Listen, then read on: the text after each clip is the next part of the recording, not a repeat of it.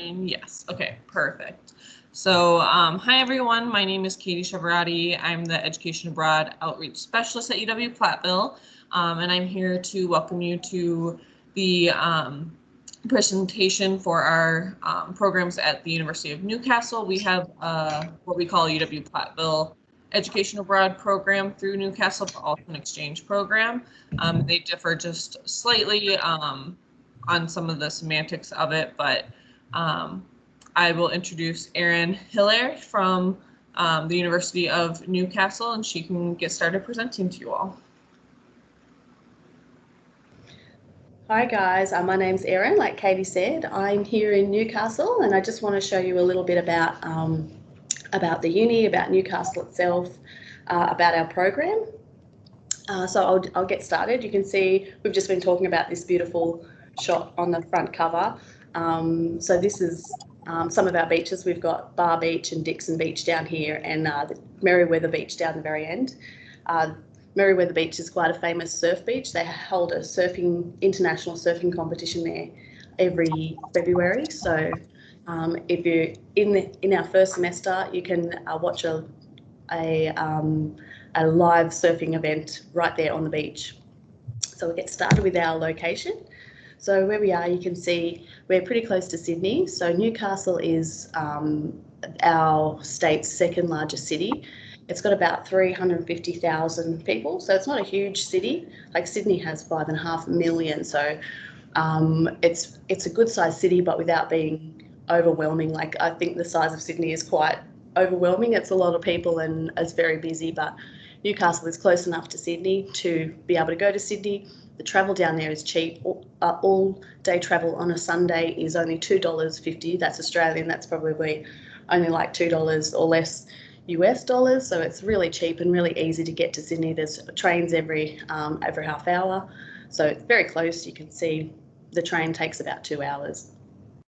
And it says Central Coast there in the middle because we have a campus on the Central Coast. So Central Coast is in between Newcastle and Sydney if I reference it later.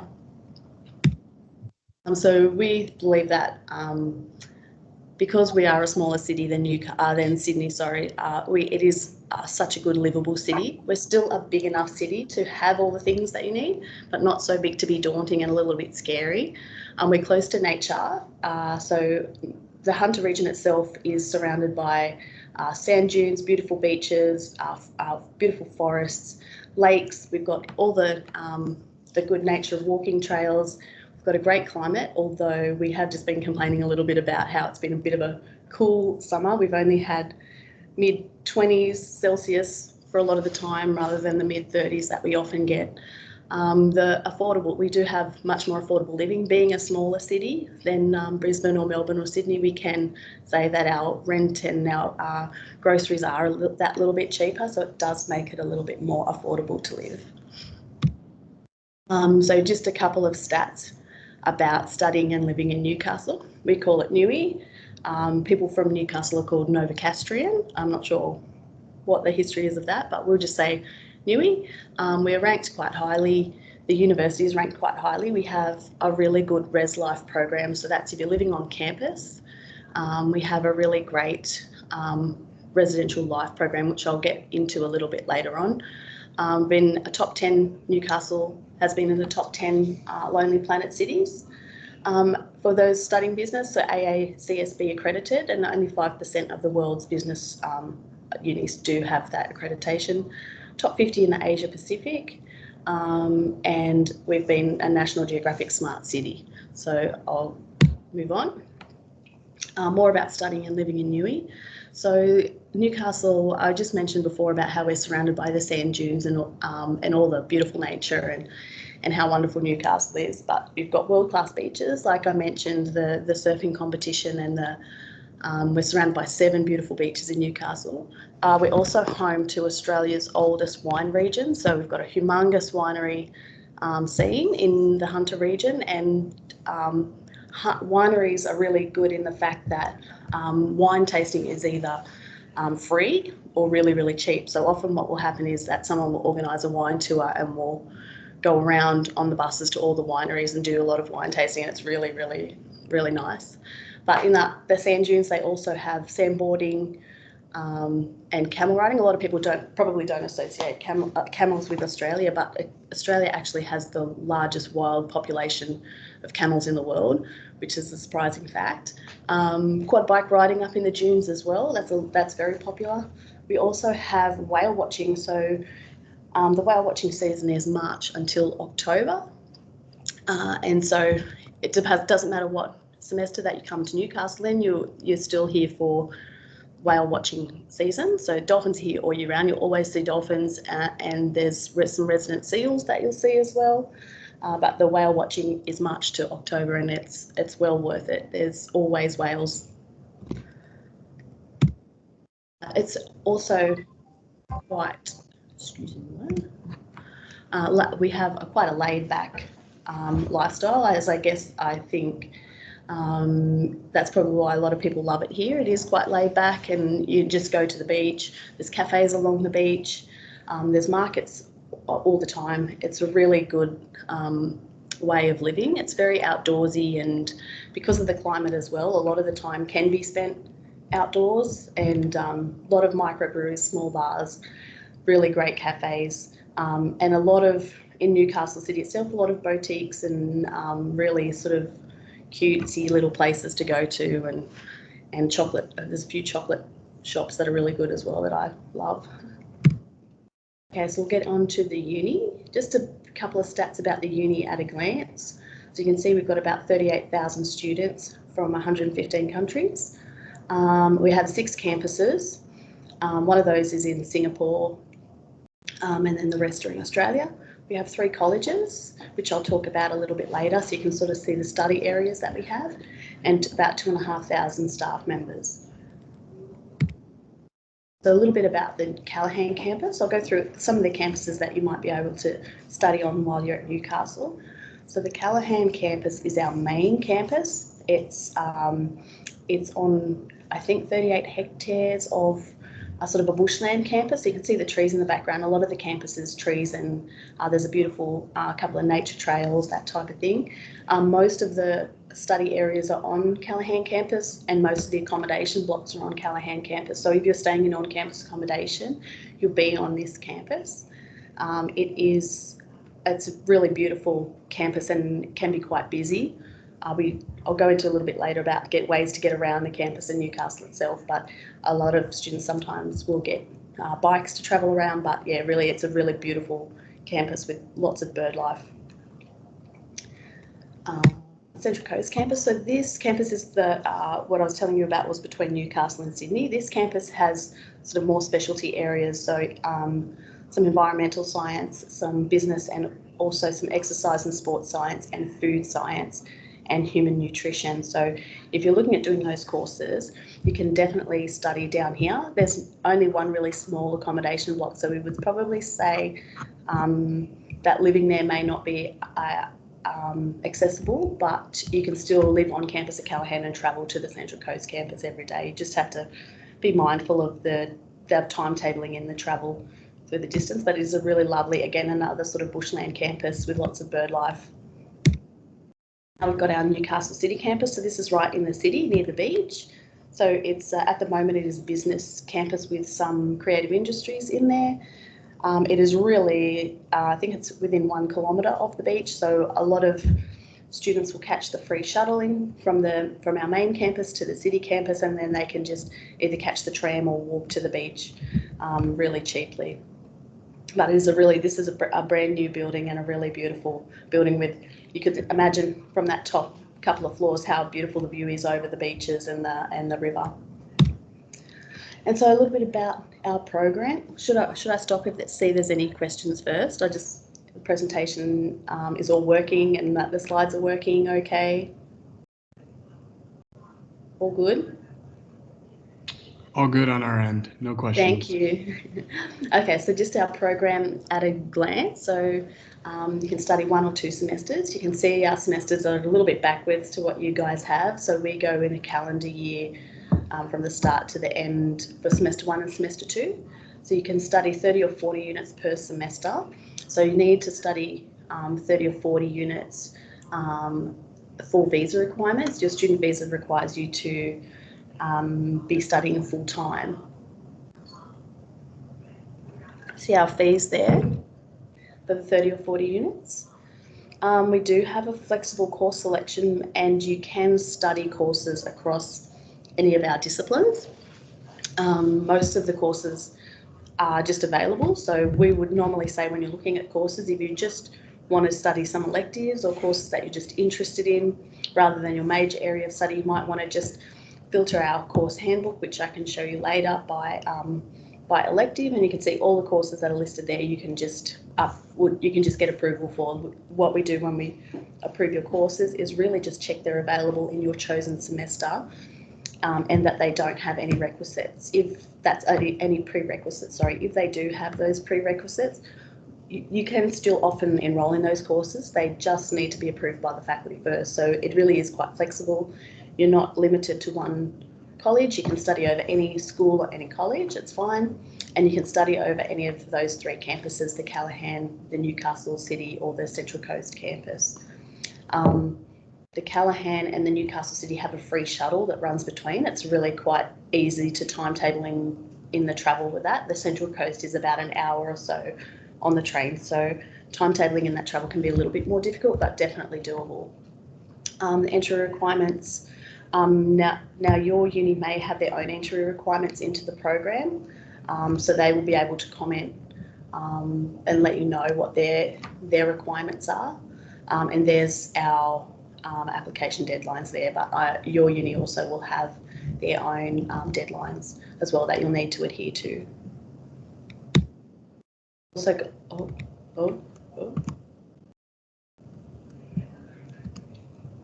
Okay, so the areas of study we've got, you can see accounting and finance. We've got most business areas, marketing, finance, tourism, all the general business areas, communications and creative industries, design, music is quite popular. We've got lots of study areas in creative industries. Education is a big one. That's one of our biggest schools, is education. Law is very strong here as well.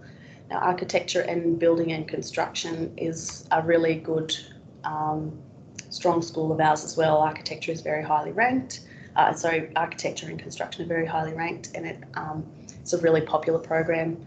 Community services, also engineering is quite popular. If anyone's in engineering, it's one of our strong schools, and they love getting international students in, so it's a really popular area. Science and the environment, of course, we've got all the life sciences, marine sciences, environmental science and management, coastal science.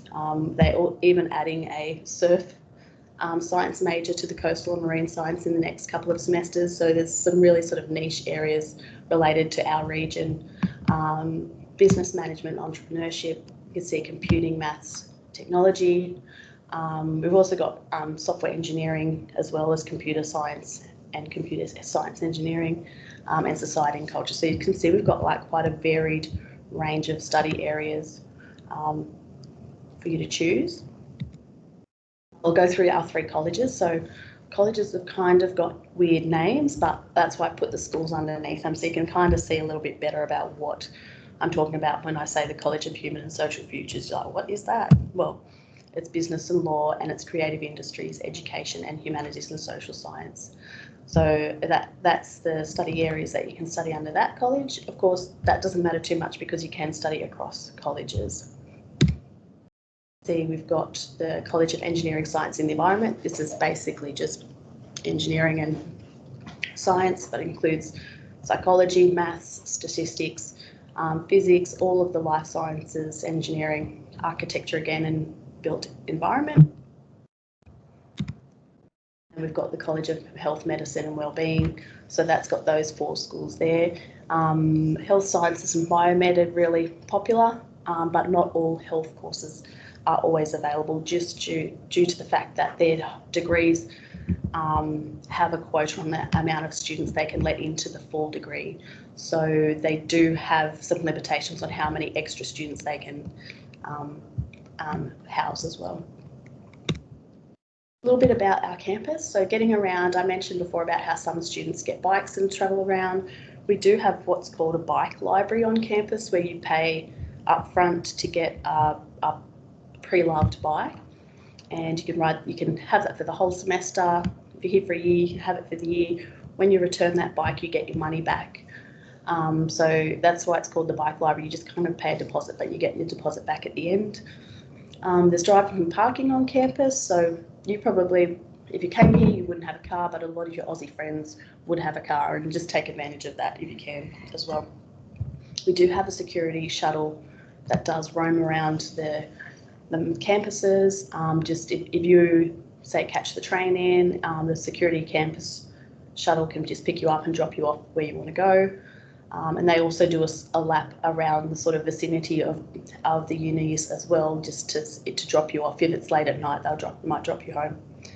We do have a new space shuttle. Now, the new space shuttle is that free shuttle I was talking about between the main campus at Callaghan and the Newcastle City campus. That is a free shuttle. You just show your student card when you get on.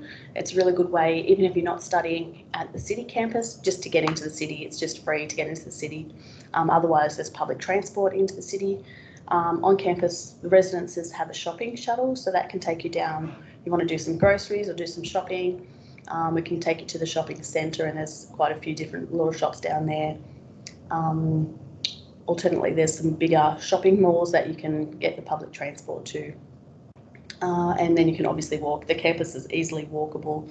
It is a large campus, but it is a really lovely, beautiful place to have a walk. You can see the services. We've got all the services.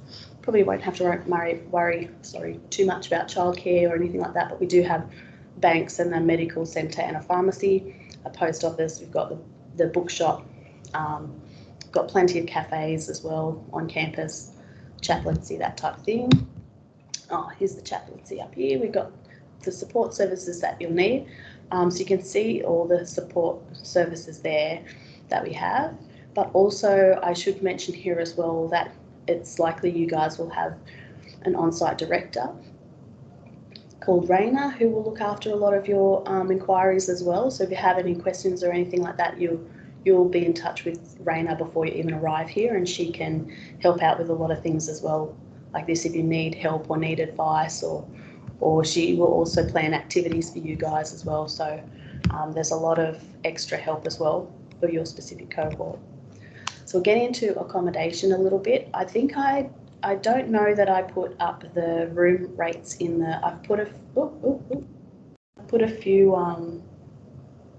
a few documents up already into this site so that you can have a look on. I think I might add the accommodation room rates so you can sort of see what the different accommodation is and how much it is.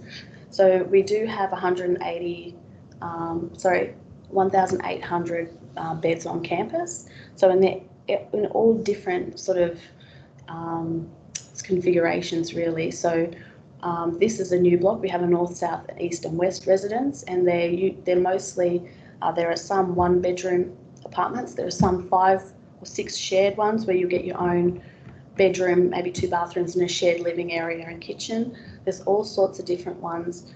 There are some on campus that only have just a bed and a desk and a shared kitchen on the floor and a shared bathroom on the floor.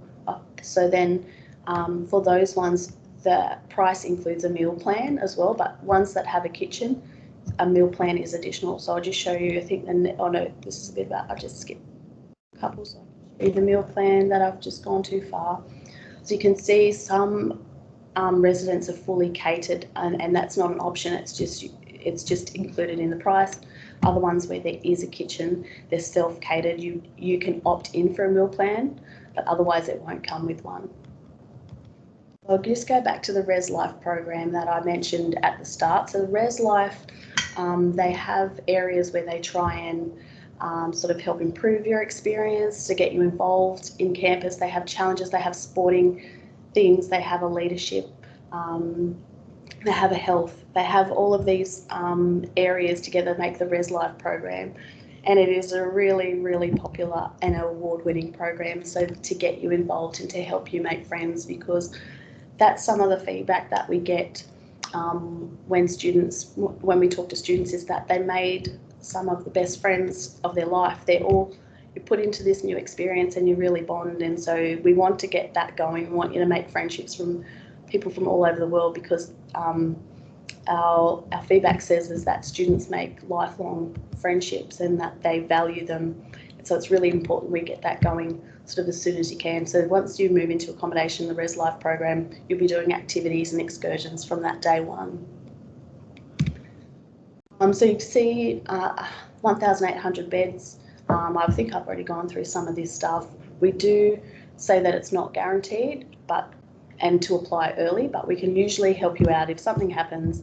I think it's usually okay. We just talk to our residents ladies and they can help us out. You can see the costings there, but I will put up the fees in the with the rest of the files. I've also included a copy of these slides so that you can have a look back through if you've forgotten anything and just want to have a quick look through. And then sporting facilities. So we've got a humongous gym on campus with a lot of sporting fields. So we actually have 2 professional sporting teams train in our gym and on our campus. So you guys probably aren't super keen rugby league supporters, but we do have the Newcastle Knights and they train on our campus. So anyone's interested in watching training down on our ovals for a professional rugby league team, they're definitely there.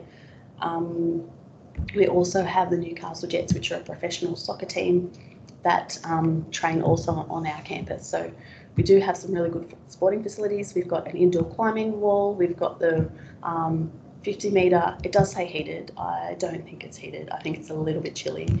We've got the sporting ovals, the squash courts. We've got the basketball courts, undercover basketball courts. So there's plenty of sporting facilities, indoor and outdoor training. So training sessions, it's plenty to do down at the gym. So when you guys come to orientation, you'll see we'll have 1 million stalls and each stall will have a different club and society, so that during orientation week, you can sign up to any club that you're interested in. So there's all different types of clubs. There's academic clubs if you're interested. There's sporting clubs, there's cultural clubs. There really is so many to choose from. Even yesterday, we're in orientation week at the moment. Yesterday at the stall, we had a Quidditch club exhibition. I didn't know, I'm too old, I didn't know that was a thing. But they had a couple of hours, they were just down there playing Quidditch, just signing up any students that were interested in the Quidditch team. It was just mind-blowing, really. But literally something for everything. Anyone, water polo, martial arts, everything. So it's really exciting. The one that we honestly believe that every student should sign up to is this one. This is the Exchange Student Club. So this is run fully by students who have been out on exchange and just want to give back to the incoming students. So it only costs $5 to join. Most of these events are free. There are some paid activities like potentially the boat party. There's a boat party. There's a reptile park trip. And Blue Mountains weekend. Some of those will have a cost, but they're really, really well priced. So you can sort of see they'll have a different activity every week. So usually a walking tour to get you associated with Newcastle, and then you can see some of the other things that they do. It's a really popular club and it's a really great way to connect with other students who have had an experience like yours, but on the other side they've come home and want to, I honestly think they still want to relive their time by talking to students that are here on the same experience they've done. So it's a really good one.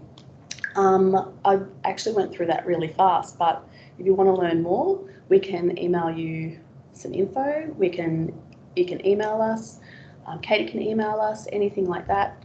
And I think that's it. I'll just leave that one up for a little while if you want to, but also this info is also on the site that we've got here, so that you can just download it, and I'll go ahead and put any more.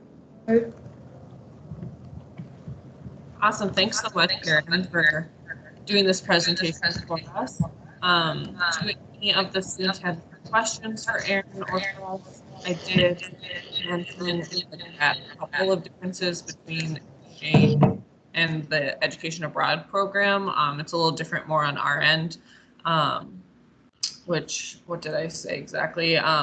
So like Raina is the coordinator for the education abroad program through us. Through the exchange program, you don't have Raina. It's a little bit more independent typically. And then the other difference is the housing, where for the education abroad program, you live, the only option is to live in off-campus apartments that are arranged by Raina. And from what I remember, you can decide between a couple options for the exchange. But we can ask Nina that if you guys have more specific questions for her another time. Nina was unable to make it, but any questions? Either you can ask them out loud and unmute yourself, or you can ask them in the chat too. So I noticed that obviously the country is Newcastle, or this is for Newcastle in Australia. When I didn't quite catch when this was going down and like the costs and kind of like more like the logistics. I just kind of heard obviously some of the exciting features that would be a part of this experience. Yeah, so the cost goes through UW Platteville, and so on the Teams channel for Newcastle, in the tabs, there's different tabs, and there's links to the Education Abroad program website and the exchange website, and you can kind of look at the costs there. I don't believe we've verified the cost for this coming fall semester yet, but you can kind of see what it's cost in the past and what that all includes. For this program, it does start, I believe, in July typically for our fall semester. So we would need to be mindful that if summer programming were canceled due to COVID at the university level, that would also affect this particular program's fall semester. So just keeping that in mind. So we're just kind of on a waiting basis, hearing from CDC and all that jazz. Yep, I think that's kind of what education abroad is right now, unfortunately. No. Really hoping that things can open up in the fall semester for programs that start in the fall. Right now, summer is still technically a go, though that's looking a little more unsure. But fall's looking a little more likely, so for this particular program, it'd probably look more likely for next spring. But we'll have to see what happens. And lastly, just in terms of eligibility, anybody that's a student at UW Platteville is capable of applying, or is this for anybody? Yeah, so the exchange program is only for UW Platteville students. And I believe that would include our branch campuses too. But for the UW Platteville Education Abroad program, Platteville students can apply and non-UW Platteville students can apply to us. Okay. Alrighty, I think that answers all my questions. I really appreciate it. Yeah, awesome. Thanks for coming and attending the session. Absolutely. You guys take care. You too. Does anybody else have any questions they'd like to ask? Yeah, and then it's only one semester, right? Like you can't do like a year or whatever? You could. It would just be Okay. 2 semesters together. Okay. I don't believe we offer a summer option, but I can't remember right off the top of my head. So it would be just like a academic year. So it Yeah. would be 2 semesters together, but you could choose to do that. It would just cost 2 semesters. Okay. So then so you would pay the tuition here and then the tuition there? So no, Like, so there's 2 different program options that you can go to the University of Newcastle. And so one is what we call the UW Platteville Education Abroad program. And that one has a different cost, and you pay that to us, I believe, and then you pay housing to Raina's business because she works with that. But that includes a lot of different activities and things like that. And that's a different cost. But then for the exchange, because of the exchange agreement and how that's set up, you pay UW Platteville tuition and fees only. And that doesn't include the housing cost. So that's another cost as well. But instead of paying tuition and fees at the University of Newcastle, you would pay the tuition and fees of UW Platteville. okay. So, Yep. Okay, that makes sense. Yeah, so you wouldn't pay like double tuition or anything. Okay. Yeah, so I would just suggest like looking between the two program types, because I think with the Education Abroad program, you do have Raina there as a coordinator for a little bit extra support at times, and she does organize a lot of different activities and trips and things, whereas exchange tends to be a little bit more independent. And I don't work with the exchange as much, but if you have questions about the exchange, we can put you in contact with Nina for more questions on that specifically. Okay, sounds good. And then I've been debating between like a semester and a year. So like, do you have to sign up for like a whole year at a time, or you can sign up for like a semester and then like just another consecutive semester? That's a good question. And I am not sure of the answer, but I can get back to you on that. I would. Is it? Go ahead. Sorry, maybe from this side, it may be easy to sign up for a year.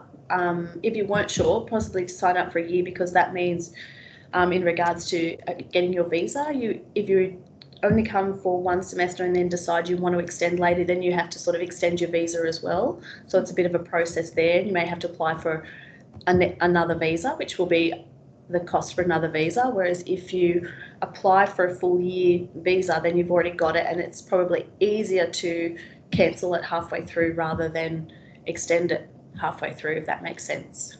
Yeah. Okay. But from that's from this side, it's because there's two sides that have to sort of fit in. But yeah, from this side, possibly it may be easier to sort of finish early if you decide you don't want the full year, rather than extend it if you decide you do want the full year. Okay. Yeah, that makes sense. But I would say also that there comes a certain point where you wouldn't necessarily get refunded if you decide not to stay the full year. So you'd want to keep that in mind too.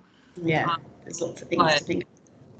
From my perspective, there's never long enough when you study abroad. I did a semester when I was in college, and I thought that was like so long. And when I was there, it wasn't long enough. So if you're thinking, we do get a lot of students. We do get a lot of students wanting to extend. So I think you're right. I think once you're there, it feels like you could stay. But that's also a decision you can also make and see what's best for yourself. But I definitely recommend looking into that year option if you're interested in it. Okay. Yeah. Thank you. I think that was my only questions. Awesome. Yeah, and you can feel free to reach out to me in the Education Abroad office. I can put my email in the chat here too. You can ask questions in the teams as well throughout the fair. But if you have questions, feel free to email me as well. Okay. Oh yeah, did have one more question. Like I was at one of like the general education or like the general meetings, and like it said something about like you could do like internships too. Are those offered through it? Or is that just like a separate thing? Yeah, so there are internships, but not necessarily with this program. So like there's some internships through our affiliate partner program. Okay. Yeah, so if you're interested in those, here I can. Do you want to put your email in the chat, and then I can email you some information about those options as well. Yeah.